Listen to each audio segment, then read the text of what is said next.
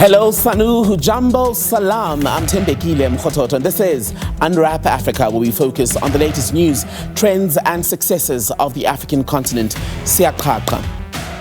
Coming up on the show tonight, we'll take a look at stories making headlines from across the continent. We'll also take you to Sudan, where thousands are heading back to Khartoum after the army managed to regain control in March this year. A military prosecutor in the Democratic Republic of Congo wants the death penalty for former President Joseph Kabila, who's facing treason charges for allegedly supporting the M23 rebels. As we close off Women's Month, I'm joined in studio by Renuka Methil, that's the managing editor of Forbes Africa and Forbes Women Africa. And just before we go, we'll introduce you to South African singer and songwriter Nanette.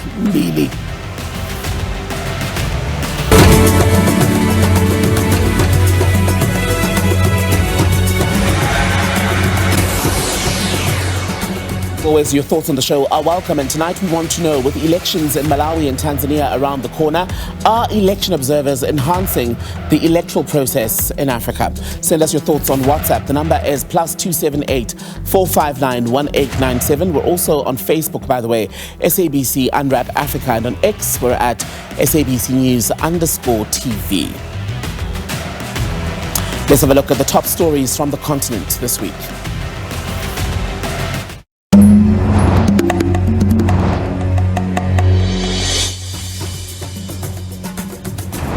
We'll begin in Somalia. The country is taking steps towards universal suffrage with a new electoral agreement. President Hassan Sheikh Mohamud has hailed the deal, but opposition divisions have posed a challenge to the way forward. France has returned colonial-era skulls to Madagascar in a symbolic step towards reconciliation and recognition of past atrocities. So, after 128 years, the remains of King Tuera and two others have been repatriated to Madagascar. In the Ugandan capital, Kampala's Kamuyoke Slum, a community initiative, is empowering young people to grow their own food through innovative urban farming techniques. So the program tackles food insecurity, changing mindsets and unlocking new economic opportunities. Orphaned elephant calves in Zimbabwe are being nurtured and rehabilitated for release back into the wild. The Wild is Life Animal Sanctuary has successfully rewilded, if you will, 12 elephants, giving them a second chance at life. And Ukraine is accusing Russia of spreading false claims in Africa, including arms supplies and destabilization plots. Kyiv says Moscow's disinformation aims to derail its ties with countries on the continent. GCIS and TUT have been hosting a panel discussion, in fact a series of conversations on AI in media and education in recent days. The event is meant to empower women in the media space through expert insights and skills transfer.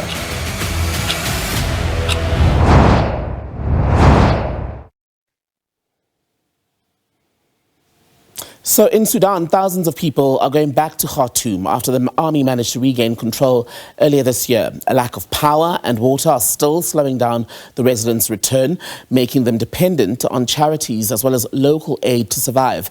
Naba Muhyiddin reports from Khartoum. Every day, hundreds of thousands of families are returning to the capital, Khartoum, amid mounting challenges, including water shortages and power outages. This came amid challenges by the government, funding challenges, as war is still going on. Conflict still continues in various places in Sudan, including Kordofan and Darfur. But people in the capital, Khartoum, are returning from neighboring countries, including Egypt, Libya, Chad, South Sudan, Eritrea, and Ethiopia, on a daily basis. They are trying to rebuild their lives, but the challenges are very big. Today, we visited many places in the state capital of Khartoum. Right now, I am in Omdurman, which is the twin city of Khartoum. In Khartoum state, we are seeing the destruction is really big, and most of power and water plants were targeted by the militia. Life is very, very difficult for hundreds of thousands, especially people of eastern Khartoum.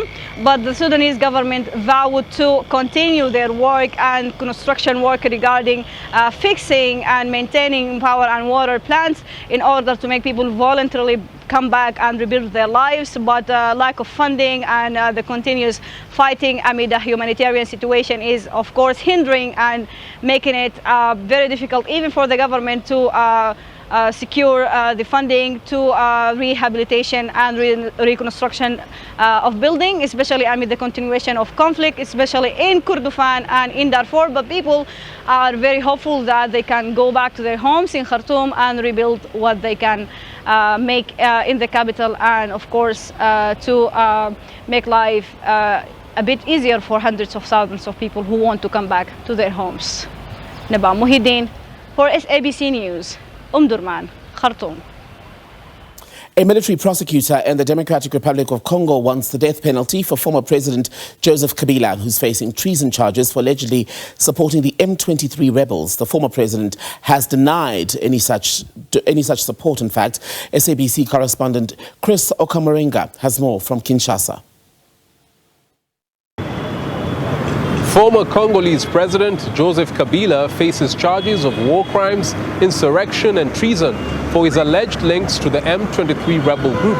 He has previously denied supporting the rebels, but government lawyers asked the court to order him to pay the DRC $21 billion as compensation for the destruction caused by the M23 rebellion, which he is alleged to be supporting. They also accused him of being a Rwandan citizen who has been spying for the Kigali administration. Members of Kabila's political party have dismissed the allegation and described the case as politically motivated.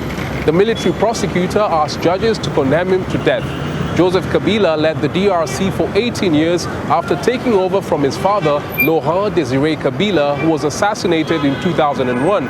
His troubles with the DRC government began in 2020 after President Tshisekedi cancelled a power-sharing deal they had signed earlier, accusing him of making it difficult for him to lead the country.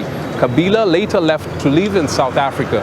He later returned in May and visited the rebel-held cities of Goma and Bukavu, sparking outrage in the government. The court has not yet announced the date for the verdict. Chris Ochamringa, SABC News, Kinshasa. We asked you at the beginning of the show, with elections near in Malawi and Tanzania, they're right around the corner. Are election observers enhancing the electoral process on the African continent? And some of your thoughts have already started to come in. Let's see. We've got one here from Dennis Malele, who says that African observers over time are impartial, which impacts their effectiveness. Remember what happened in the Zimbabwe elections. I think he means African observers over time become partial. Mishi says that Tanzania's 2025 election crisis looms. If half of us boycott, expect a recession as Western nations reject unfair polls and cut aid. CCM and Suluhu Hassan risk dragging us back 60 years, making Tanzania one of Africa's poorest. Low-income families will suffer the most. Act now to save our future. We'll have a look at a lot more of your views later in the program. Still to come, by the way, tonight on Unwrap Africa, we'll speak to the woman at the helm of Forbes Women Africa.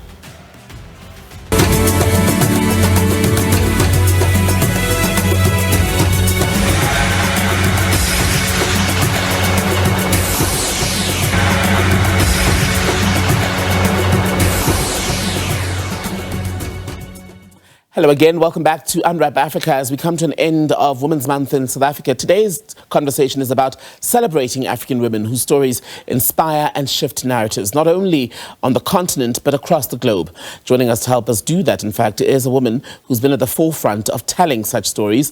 That's the managing editor of Forbes Africa and Forbes Women Africa, who also, as a journalist, by the way, who's dedicated her career to amplifying women's voices, Renuka Methil, who's with us on Unwrap Africa. Good to have you with us, Renuka, as we round off a special time in South Africa, Women's Month. And as I was saying there, much of what you do has to do with the story of African women, right? The narrative. What is the prevailing narrative of African women in 2025? Thank you so much, Thembekile. It's such a privilege and honor to be sitting here in your studio for Women's Month. It indeed is a privilege and honor. And what is most special is that, to be here and now on this soil in South Africa, where in 1956, all of those women ran up those steps in Pretoria to the Union buildings. I mean, just think of those emotionally charged moments then, or women of all races coming together, uniting for a common cause. And here we are, so many years later, and gender parity and empowerment is still a discussion point, right? We're still talking about it. It's still something that we're tabling, and we are still talking about inequalities in the system. So where are we in the prevailing narrative? We've taken several strides, and if you see, in the last decade, I've been with the Forbes brand in Africa for more than 11 and a half years now.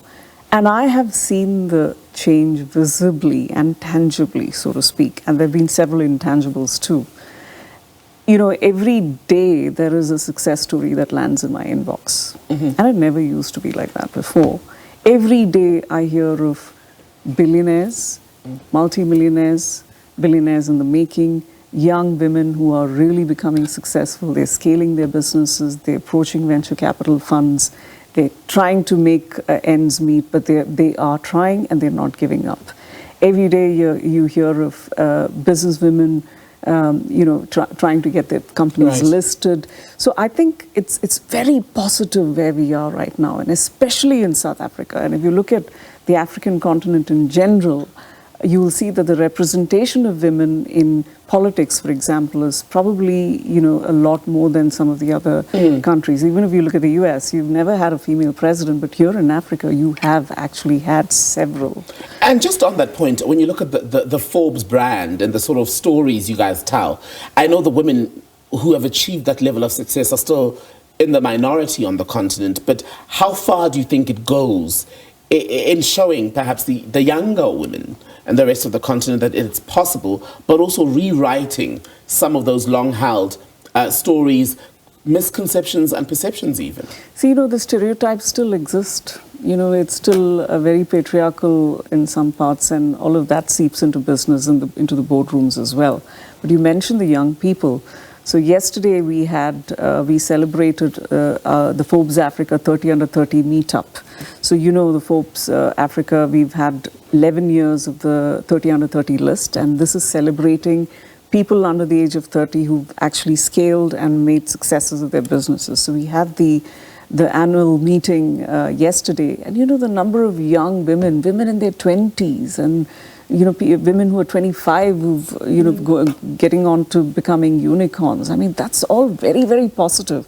And when you have such role models on stage, and when you feature them, you tell their stories, there are other younger women in the audience saying, I want to be that too. And it's what I call the multiplier effect. It's not just amplifying stories, it's multiplying stories. So when somebody reads about a success story, they want to emulate it. The more you see it, the more you believe it, right? What fascinates me is when young people say, I'm going to be on your cover in the future, and I really love that spirit, and people wanting to be a part of the African growth story, and that is what we're here to tell. And on that note, Renuka, I'm wondering then, having just with the Forbes brand, you've been with them for 11 years, what is the story of the African woman in particular that you think is yet to be told? That you would love to tell in particular? Personally, so we cover, as I said, everyone from billionaires to multimillionaires to your small and medium enterprise business, and even the micro entrepreneur. I'm personally very focused on micro entrepreneurs. I think the informal economy has a lot of stories that we haven't really told yet. And we are aiming to cover that. So it's not just profits, it's also, purpose and money and meaning and all of that. But personally for me, I think we haven't as yet said enough about women who are surviving in conflict areas, right? In the conflict-ridden zones of Africa. Have we really told their stories properly? There's just a lot of crimes there still, and you will still find women surviving that. The face of poverty in those regions is still that of the woman. So I think as a journalist, I would like to see more of those stories unfolding. how do they survive? Because those are the real survival stories.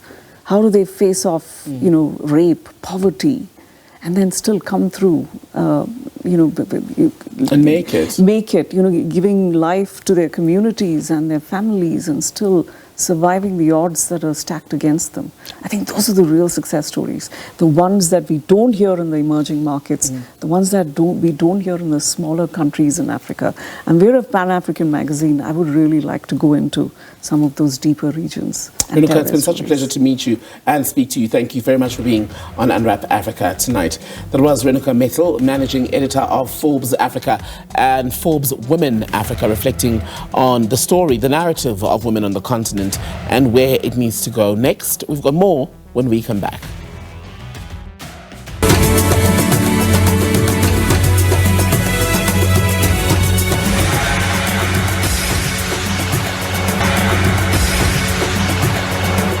But again, a reminder of our question to you tonight. With elections in Malawi and Tanzania around the corner, are election observers enhancing the electoral process on the African continent? Many of your comments coming through X this evening. Let's see what we've got here. Tony says, Kenya, Zambia and South Africa must participate as observers because they know best the local surroundings in Tanzanian politics. If there'll be any elections anyway, Europe, America will have nothing to lose in this. Che Guevara, a pseudonym of course, Sammy YB rather, says democracy status in Tanzania is almost null. One last one that we have time for from Jack McBrams, who says on the 16th of September, Malawi will vote. The choice, a 70-year-old pastor who has failed to deliver, or an 85-year-old ex-professor whose last term crashed and burned. Someone said it's like picking between a graveyard and a mortuary. Either way, we as a people are dead.